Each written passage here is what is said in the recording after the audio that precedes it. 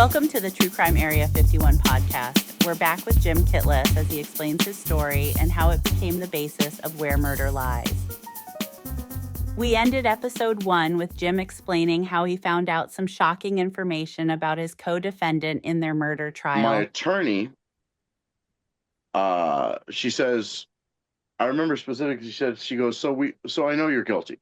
So we're going to have to fight this pretty much uphill battle. And what's most likely going to happen is you're going to get the death penalty because it was a death penalty case. And I'm like, am I your first client? I don't think you're supposed to say that to me.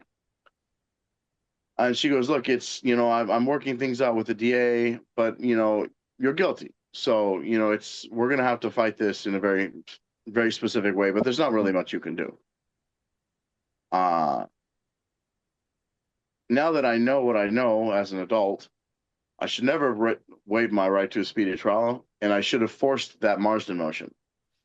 Because 3 times I tried to fight for a Marsden motion to have Ojo removed off my case. Because once other people had been assigned to my case, and another attorney, she's like, have you read your file? You understand that Mark is a informant, right? Like, he's a what?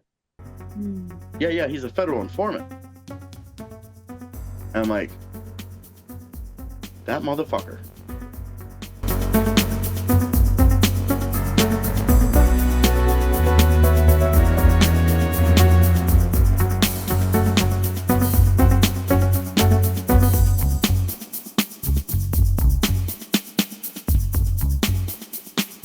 Episode 2 of the True Crime Area 51 podcast starts now. I was very upset. And Mark was housed in the same jail as me. So past that point, I was now hunting Mark, but we've never ended up in the same place. But again, this is teenage me, still very reactionary, still very, very violent and very unsavory character. I won't say what I would have done had I gotten a hold of Mark, but it would not have been good. But luckily we never ran into each other. And she says, you're like a through and through entrapment case, right? There's no way you can be convicted on this. She goes, he walked you to the person, introduced you to it. He came up with this plan, and there's no evidence that you actually did the murder. She goes, every bit of your confession says that you strangled him with your arm. She goes, you never said anything about a cable or a cord. I'm like, well, I did say I used a cable to tie him up. She goes, what kind of cable? I go, a coaxial cable, a TV cable. She goes, he was strangled with a telephone cable, smaller. Like, there was no telephone cable. He had a wireless phone. He had one of those phones that you take off the wall, and it's got no cordy thing. And I remember because Mark was on it a couple times. And I'm like, no, I didn't strangle him with a cable. No. She goes, I think you have a serious issue here with your attorney, because this is a kind of a through and through entrapment case. She goes, you have a paid federal informant. You have no criminal history. She goes, I see the connection that you two have, and there's no reasonable assumption that you would have gone out and committed this yourself without someone pushing you to do it or someone setting you up to do it. She goes, have you ever killed anyone before? I'm like, no. She goes, do you have any criminal history? I go, I have terrorist threats when I was a teenager. She goes, that's not the same thing. She goes, yeah. So I'm gonna push for an entrapment on this, because there's no way you can be positively convicted, because you clearly had no fucking clue that you were being set up. She took that to Ojo, and the next week she was fired. They had a psychologist come onto my case. I I can't remember her name, but she also started pushing that. My mom and dad started pushing for entrapment because they started reading on the law, which is something my family's never had to be involved with. Everyone was pushing Ojo for entrapment. And when I realized, when I started doing my own research, going to law library, that is kind of poster child, I'm like, yeah, I want to do I want to do this entrapment. I want to pursue an entrapment case. I want you to pursue this. No, we're not going to do that. It's not a it's it's you can't win on that. There's no proof that he's a federal agent. I'm like, there's a lot apparently. I'm being told that there's a lot. She goes, no, those people don't know what they're talking about. We can't pursue that. You're going to lose either way. It's just going to be a matter of how badly you lose. Hmm. I'm like, I want a new attorney. And the next court date, I applied for, I think it's called a margin of motions. Like, I want her excused. She does not represent me. Mm-hmm. And Fox wouldn't let it happen. He's like, no, I'm refusing your margin of motion. And I'm like, you can't refuse my margin of motion. I'm saying you that she does not represent me and I want a different attorney. He's like, no, I'm not accepting that. And I was kind of shocked. I was like, I don't think you can. I'm pretty sure you can't do that. So they adjourned for that day. And the next time I went in, it's like, she doesn't represent me. I want a new attorney. No, it's not happening. Mm. And finally, after the third try, I gave up. And I'm going to cut in here if you don't mind. I'm way off topic from the interrogation. No, sorry. You're not off topic. I think this is exactly what we wanted to get to. This point in the story where, you find out at your interrogation, and now as you're headed toward trial, that you've essentially been entrapped. And I'd like to, if we could, Sarah, turn to Burl and have him sort of walk through how we know beyond, via what we've read and seen that, in fact, these guys are informants. Everything that has to do with entrapment defense, if he would have mounted it, his case checks every box of entrapment in the state of California. And once you launch the entrapment defense, you don't have to defend it. The prosecution is now double obligated to prove it wasn't entrapment. You don't have to prove it was, they have to prove it wasn't. So, and in this case, the examples that are given in the law, like saying, what's the matter with you? Aren't you man enough to do it? Come on, show me you could do it. Kind of stuff that Mark would say to Jim. Perfect examples. I remember the three things he said to me too. He said, you need to prove yourself to me that you can do this before you move forward. And he said, I don't think you're man enough to do it. You don't have the balls to pull this off. If you don't do this, there may be other people waiting for you because, this is your one and only chance to prove yourself to me. And he made a reference towards Audrey. And that was what kind of clicked it. I needed to prove myself to him. I needed to prove that I had the balls to do it. And I was worried about her because Mark did not have a good track record with women. No. So, just ask his wife. So at trial, though, wasn't there a point I had a big crush on his wife. We'll get to that. But I mean, wasn't there a point at trial in which, the prosecutor and your attorney and the judge all agreed that this wouldn't, not the entrapment part, but the informant part wouldn't come in? So I didn't know about that until I read that in the book. Yeah, well, you know a lot about that. Yeah, I went to. I have friends in the formerly in the prosecutor's office, which I'm still there, but attorneys who were in the prosecutor's office at that time. And I called up and I said, okay, what happened here? What's the story? I said, what happens almost every time. And that is Mark's attorney simply went to the DEA, FBI and said, hey, we got this guy, singing like Pavarotti. He's a valuable asset to you. You don't want his identity revealed. So they go to the judge and say, we want this evidence suppressed. He's too valuable to a federal agency. And so the prosecution and the defense agree that that evidence is not going to be allowed at trial, which means that you, Jimmy Kitlas, could not possibly get a fair trial because that's the most important piece of evidence. And then And and now I then understand. And it wasn't until after I read that in the book, because I never knew about that. I was not privy to that. Now I understand why she didn't plan on doing the entrapment thing, because I think that's an arrangement she must have made with the DA right from. Oh, yeah, she right from already the knew word go. that. She already knew she wasn't going to be allowed to mention it. and If she and would have Jim, pressed it, now, Jimmy, if she would have insisted and said, no, I'm not going along with that, I want that fact revealed, it's possible they may have dropped the entire murder prosecution against you altogether rather than reveal that Mark was a confidential informant. can I just take this a step further? Were you guys tried together or separately?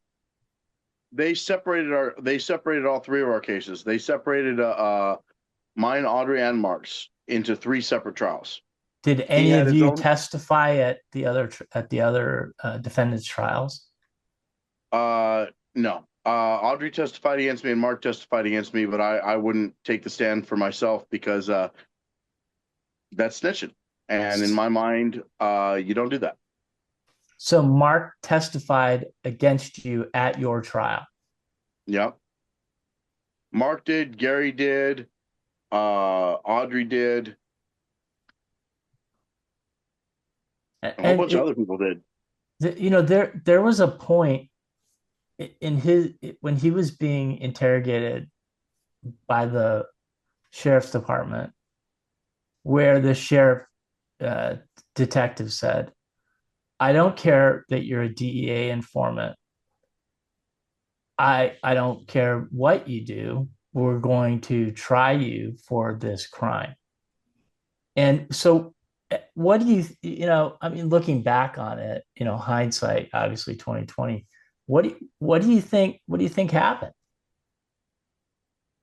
I think what happened was he called up to his superiors up in the Fed's office and said, "Look, you need to start making arrangements so that I can do my job and tell on this fucking kid." And it makes sense that they would have had to suppress this information because under cross-examination, you would think that your attorney would bring out that Mark told detectives during his interrogation that he was he had a handler and he was working for the DEA. Yeah, and he was told specifically to bring them a murder. Mm-hmm. And of course, also at the trial, they never mentioned the battle at the bedroom door because you locked that door behind you. And whoever went in there desperately tried to get in there so much so the doorknob was practically ripped off the door. And that's when, apparently, allegedly, Mark made the call to his attorney from the dead man's phone, from the dead man's bedroom. Yeah, and that's the thing is I distinctively remember locking that door, and I distinctively remember him being alive when I left him. Right. I was so I come from a family of military guys, family of motorcycle guys, and I did the young Marine thing for many years. A part of that was first aid training. I can tell when someone's dead or not. I can't fix it if they're dying, but I can at least tell if they're dead. He wasn't dead when I left him. I know that for a fact. I know I locked that bedroom door. I know I locked all of those doors. I know I gave Mark the keys. And I don't know what's up with that bedroom door. The bedroom door doesn't make any sense. So Well, it was never brought up at the trial. And also, how, that detective was never asked to testify because he knew. The thing is my friend me and Moses Zia, who loved the book, by the way, Frank, he said, seems to me the judge knew the truth, defense attorney knew the truth, the prosecutor knew the truth. The only people who didn't know the truth was the jury. That's another thing that pisses me off about the jury. what's that? They didn't want to find me guilty of murder. They didn't think I was guilty of the murder. Sarah, I wanted to think find that me. They I think had that was one that of your questions, instruction. right? That instruction, right? If you find him guilty of the robbery, the judge said, then you must find him guilty of murder, right? Yep. Yeah. Yeah, they wanted to find me guilty of the robbery and the burglary, but they're like, we don't feel that he is responsible for the murder. He's like, well, you have to find him guilty of the murder. If you find him guilty on the 2 counts, then he's automatically guilty of the 3rd. So you have to find him guilty. So they went back and they're like, okay, fine, he's guilty of 2nd degree at the most. Yeah. Because that was all he instructed him on. No manslaughter, no nothing. It was a capital murder case all the way until just a few weeks before the trial was over, when they dropped the death penalty charges. They dropped the murder in the process of robbery, murder in the process of burglary, organized crime ties, murder for hire. They dropped all the special circumstances. I see. How long was the trial? About a year. Wow. I want to say about a year. Year from start to finish. I think so. So, Sarah, why don't you pick it up from here? And Yeah, I think maybe did you want to go into some detail about, your time in prison and how you got through day to day and that kind of thing? So from day one in prison, right? I started out on 4 yards on aggressive 4 yards, and I was a youngster, so I had to put in work. I had to earn my place. I had to earn a name for myself, because there's no other way to survive. So I did what I needed to do to earn my feathers, and I was going through the appeals process. I had a couple of different appellate attorneys that wanted to retry certain aspects of the case, and every one of my appellate attorneys wanted to raise an entrapment defense. So they went through the appeals process, and then when it came to finally having hearings on the entrapment, suddenly the appeal would go dead. And I'd have to go to the next stage and start all over. Entrapment would make it all the way to the hearing phase, and then it would just stop. You're denied. 1-page denial. That's it. It's like 2 or 3 sentences. Now we're denying your appeal. So it went all the way up to the 9th Circuit, at which point I finally got an evidentiary hearing. Wasn't about entrapment. They wouldn't hear that. It was about something else, some little piss missile of a detail. Actually, no, I remember what it was. It was about Marsha Daniels consistently going after black jurors, and one of them was a victims' rights advocate, which is who a defense attorney would, or a prosecutor would love to have on her jury. That's a guaranteed yes. And that's what it was about, because the black jurors, I only had 3 black jurors in the pool, and they were all immediately excused. Like, her first challenges was that one gone. And on her jury notes, they were the only ones that she wrote B with a circle, meaning black. And that was what got me an evidentiary hearing. That didn't pan out, and after that, that was as far as you go for appeal. So I gave up. And what always pissed me off was that every time entrapment would almost make it to a hearing, it would suddenly get shut down. And so I gave up, and I poured myself into, I'm going to die in prison. So after I had earned enough respect to survive, I kept getting visits from my mom and dad and Kelly.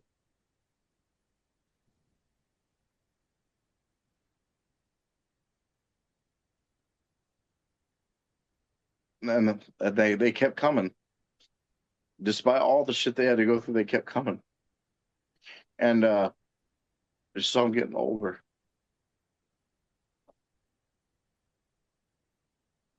And older. And I realized I didn't want to die in there. So I poured myself into my culture. I poured myself into my language, my teachings. Started went back to the sweat lodge, and because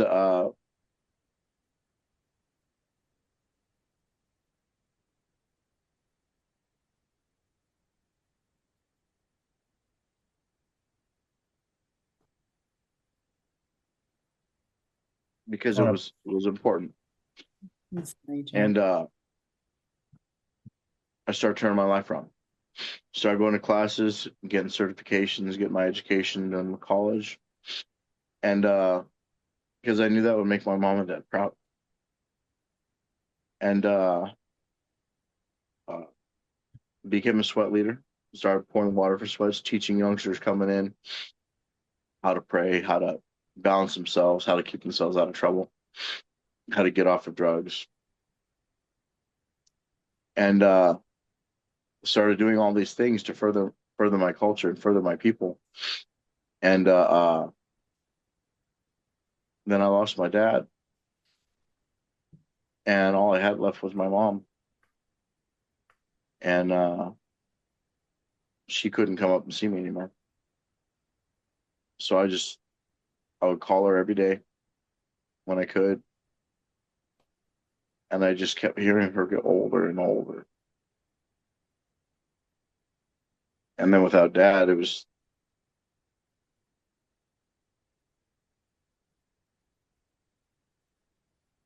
was hard.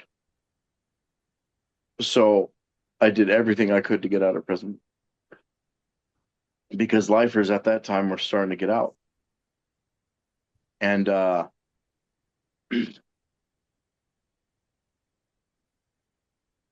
and I worked my ass off, man.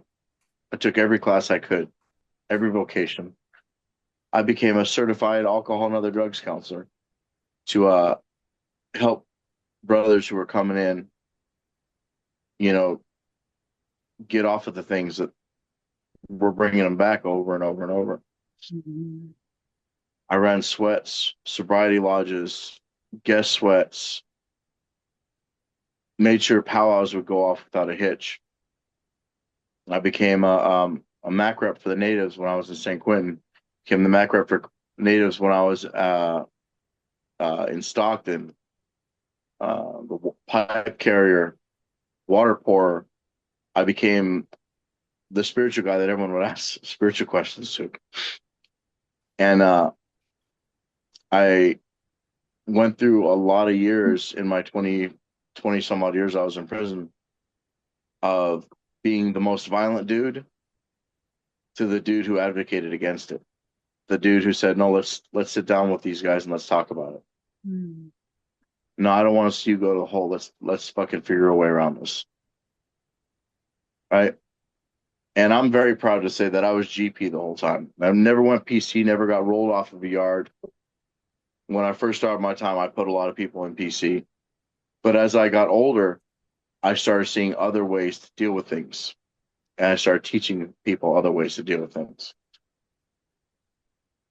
And all the time from a mainline yard, from a GP yard, which are active yards. So it took a lot of diplomacy and a lot of learning how to navigate that, which is a completely alien environment to how I grew up. But I put myself there. So I had to teach myself how to survive there. And eventually I got so good at it that I could see problems coming from a mile away. I could judge a person within a second whether or not he was a threat, whether he wasn't a threat, if he was genuine or if he was a moron.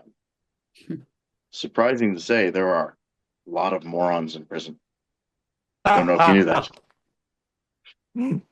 But I got to the point to where I was helping more than I was hurting. And I think that's one of the ways that the parole board, that second parole board, was able to actually sift through all the nonsense when he started reading my trial transcripts and everything that went through it. He's like, "You didn't have anything to do with this. You were set up by this fucking punk thug motherfucker who really had all the hands to play in this. And I didn't know what to say. I didn't know how to respond.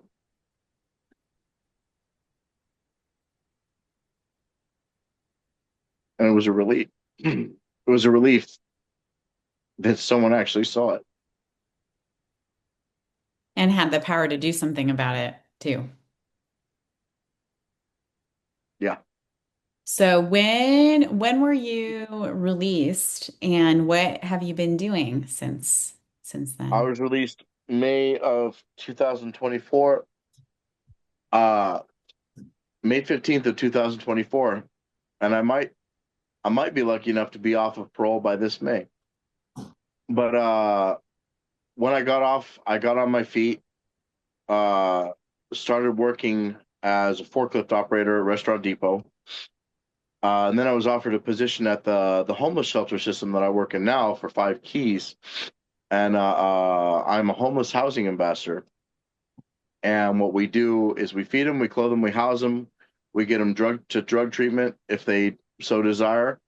We get them jobs, we help them find all the resources they need, and when they stabilize, we help them find permanent housing outside of the shelter system. And that's in San Francisco, which is a really entrenched, where homelessness is a very entrenched problem. Yeah.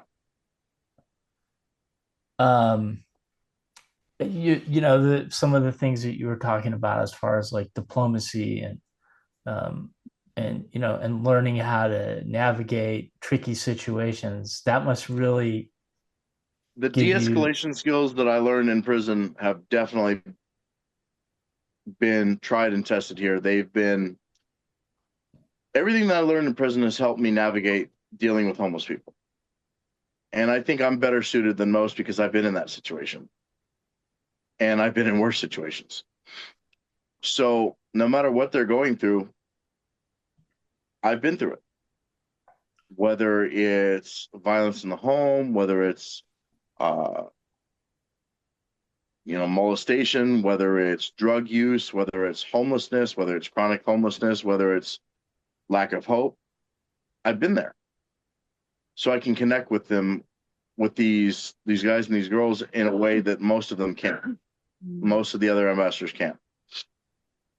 So I'm able to reach a lot of people. But honestly, I'm looking for another job. As much as I love it, I established really strong relationships with these people, and I just can't take walking into a room and finding them dead. People that I consider my friends, people that I consider, people that are turning their lives around, and walking into the room to check on them and finding them dead because they OD'd. Oh, it's There's just I've it's had really awful. great experiences where people like they've gotten their shit together and they've gone home to wherever they're from, or they've moved on to permanent housing and now they're living good lives. But I have an equal amount of experiences with people that I've really connected with, and I walk in on them, they're fucking cold as they're dead as a doornail, and I can't take it anymore.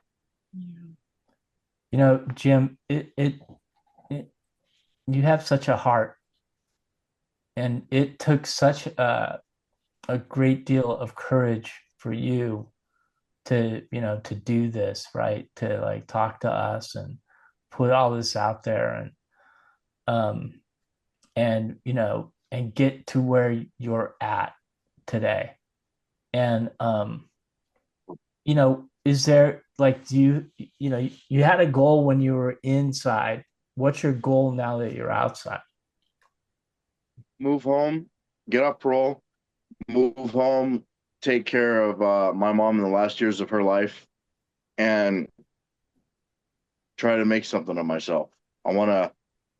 My long-term goal is to establish my own transitional home because there's not enough transitional housing in California that actually meets people's needs. Most of them are run by big corporations like Geo, and it's basically just another level of prison where they badger the hell out of you and they don't really do anything for you. So a big thing of mine is I want to get a property with a house, a multi-bedroom house, or maybe a small apartment building, and open up a transitional house where my experience of helping people meet their needs can actually be applied to helping people actually meet their needs as they're transitioning out. because contrary to what CDC tells you and what CDC tells the public, there are no resources for you. They will not help you find a job. They will not help you find anything. Once you're on parole, you're on your own. All the grants and all the stuff that they lie to you about in prison, that they lie to the public about, that they're funding, none of that exists. I mean, that's There the are no test, resources right? for you. Isn't that's the test, right? Is to see how you navigate that. Well, Yep. we're out of time. Our Zoom has to end.